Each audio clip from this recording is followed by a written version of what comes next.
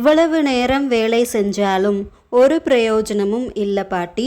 உழைப்புக்கு ஏற்ற பலன் இந்த காலத்தில் கிடைக்கிறது கஷ்டம்னு ரகு கோவமாக அவனோட லேப்டாப்பை மூடி வச்சான்.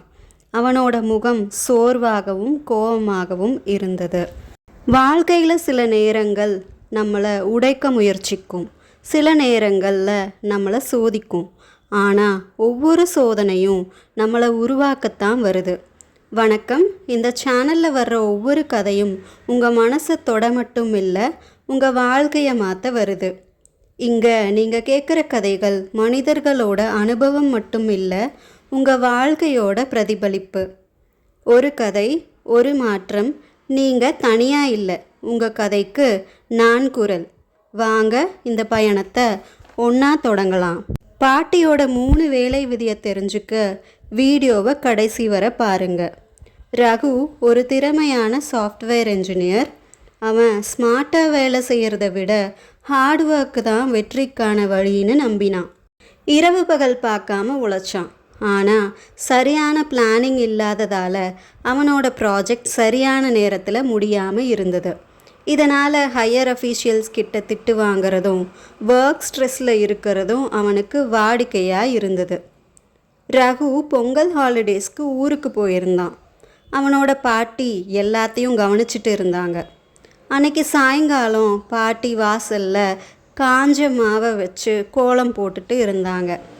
ரகு கோவமாக உட்காந்துருக்கிறத பார்த்து, என்ன ஆச்சுப்பா, உன்னோட முகம் இந்த காஞ்ச மாவு மாதிரி வாடி போயிருக்குன்னு பாட்டி கேட்டாங்க. ரகு சொன்னா, எல்லாமே போச்சு பாட்டி. நான் 3 மாதமாக கஷ்டப்பட்டு செஞ்ச ப்ராஜெக்ட் கடைசியில் தப்பாக போச்சு. இவ்வளவு உழைப்புக்கும் பலம் இல்லை அப்படின்னு ஃபீல் பண்ணினான்.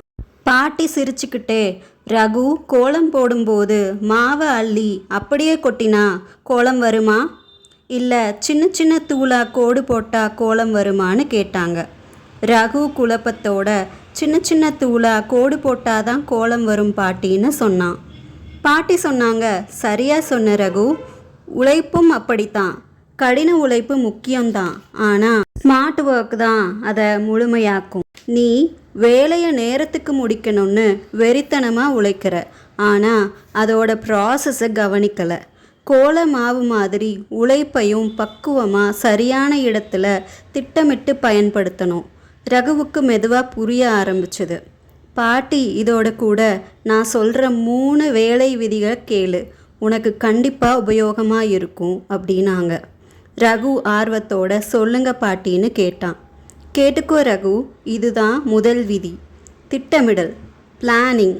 வேலையை தொடங்கிறதுக்கு முன்னாடி அதை எப்படி முடிக்கணும்னு முன்னாடியே யோசிக்கணும். 2வதா பகுப்பாய்வு, அனாலிசிஸ்னு சொல்லுவோம்ல. நம்ம வேலையை செஞ்சுட்டு இருக்கும்போது அது சரியாகத்தான் போகுதா இல்லை தப்பு ஏதாவது இருக்கான்னு அப்பப்போ செக் பண்ணணும். இதோ கடைசியான 3வது விதி, முன்னுரிமை, ப்ரையாரிட்டைசிங். எல்லா வேலைகளையும் ஒரே நேரத்தில் செய்யாமல் முக்கியமான வேலை எதுன்னு முடிவு பண்ணி அதை முதல்ல செய். ரகு தன்னோட தவற உணர்ந்தான். அன்னைக்கு நைட்டே அவன் செய்ய வேண்டிய வேலைகளை லிஸ்ட் பண்ணினான். திட்டமிட்டு வேலையை செஞ்சான். தேவையில்லாத வேலைகளை குறைச்சிக்கிட்டான். ஒரே வாரத்தில் அவனோட வேலை முடிஞ்சது, அதுவும் எந்த தப்பும் இல்லாமல். நீங்கள் என்ன நினைக்கிறீங்க? வேலை செய்கிற நேரம் முக்கியமா இல்லை வேலையோட தரம் முக்கியமா? கூடவே பாட்டி சொன்ன எந்த வேலை விதி உங்களுக்கு தேவைப்படுதுன்னு கமெண்ட் பண்ணுங்க. வெற்றிங்கிறது குதிரை வேகத்தில் உழைக்கிறதுல மட்டும் இல்லை, கோலமாவு மாதிரி திட்டமிட்டு உழைக்கிறதுல தான் இருக்குது.